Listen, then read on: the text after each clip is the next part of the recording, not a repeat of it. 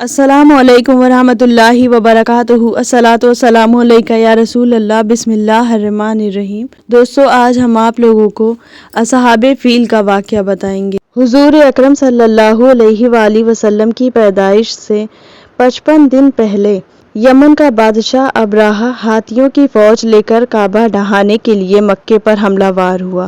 اس کا سبب یہ تھا کہ ابرہہ نے یمن میں ایک بہت ہی شاندار عالیشان گرجا گھر بنوایا اور یہ کوشش کرنے لگا کہ عرب کے لوگ بجائے خانہ کعبہ کے یمن آ کر گرجا گھر کا حج کریں۔ جب مکے والوں کو یہ معلوم ہوا تو قبیلہ کنینہ کا ایک شخص غیظ و غضب میں جل بھن کر گیا اور وہاں کے گرجا گھر میں پاخانہ کر کے اس کو نجاست سے لت پت کر دیا۔ جب ابرہہ نے یہ واقعہ سنا تو وہ طیش میں آپے سے باہر ہو گیا اور خانہ کعبہ کو ڈھانے کے لیے ہاتھیوں کی فوج لے کر مکے پر حملہ کر دیا۔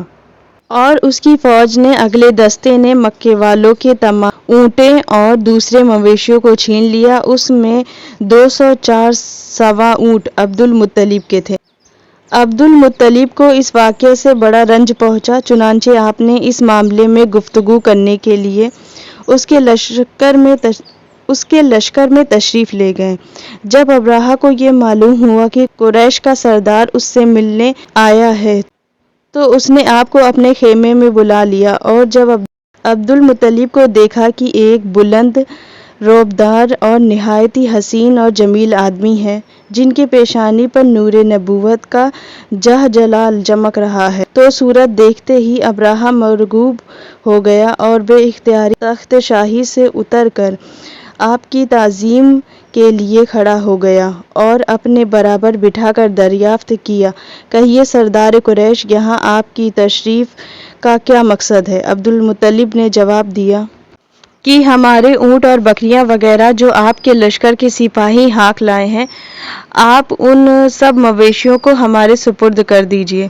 اے سردار قریش، میں تو یہ سمجھا تھا کہ آپ بہت ہی حوصلہ مند اور شاندار آدمی ہیں، مگر آپ نے مجھ سے اپنے اونٹوں کا سوال کر کے میری نظروں میں اپنا مقام کم کر دیا۔ اونٹ اور بکریوں کی کیا حقیقت ہے؟ میں تو آپ کا خانہ کعبہ توڑ کر برابر کر دینے کے لیے آیا ہوں۔ آپ نے اس کے بارے میں کوئی گفتگو نہیں کی۔ ابو طالب نے کہا کہ مجھے اپنے اونٹوں سے مطلب ہے، خانہ کعبہ میرا گھر نہیں ہے بلکہ وہ خدا کا گھر ہے، وہ خدا اپنے گھر کو بچا لے گا، مجھے کعبہ کی ذرا بھی فکر نہیں ہے۔ یہ سن کر ابرہہ اپنی فرعونی لہجے میں کہنے لگا، اے سردار مکہ، سن لیجیے، کعبہ کو ڈھا کر اس کی اینٹ سے اینٹ بجا دوں گا اور روئے زمین سے اس کا نام و نشان مٹا دوں گا، کیونکہ مکے والوں نے میرے گرجا گھر کی بڑی بے حرمتی کی ہے، اس لیے میں اس کا انتقام لینے کے لیے کعبہ کو ڈھا دوں گا۔ عبدالمطلب نے فرمایا، پھر آپ جانیں اور خدا جانے، میں آپ سے سفارش کرنے والا کون؟ اس گفتگو کے بعد ابرہہ نے تمام جانوروں کو واپس کر دینے کا حکم دیا۔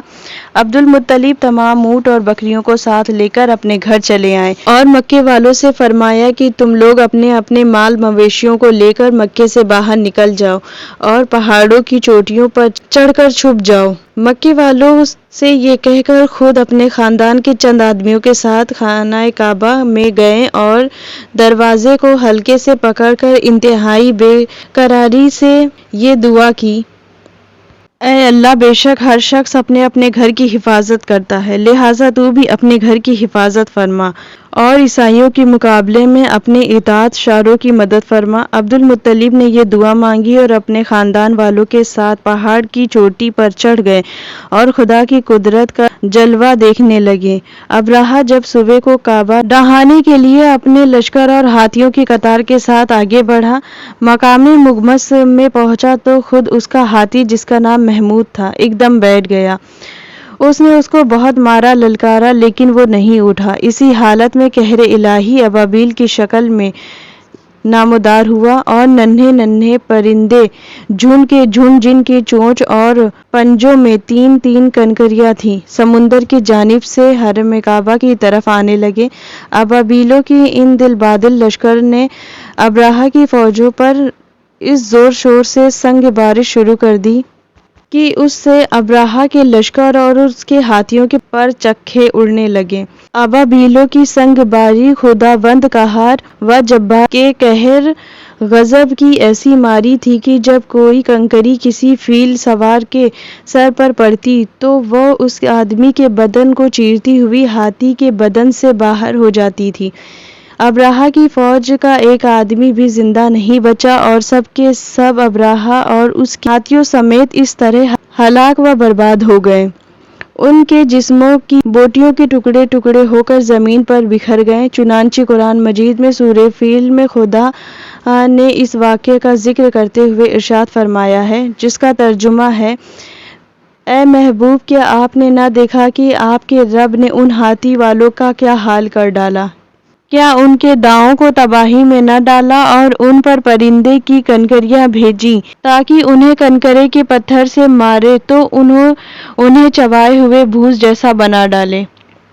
جب ابراہہ اور اس کے لشکر کا یہ انجام ہوا تو عبد المطلب پہاڑ کے نیچے اترے اور خدا کا شکر ادا کیا۔ ان کی اس کرامت کا دور دور تک چرچا ہو گیا۔ تمام اہل عرب ان کو ایک بزرگ کی حیثیت سے قابل احترام سمجھنے لگے۔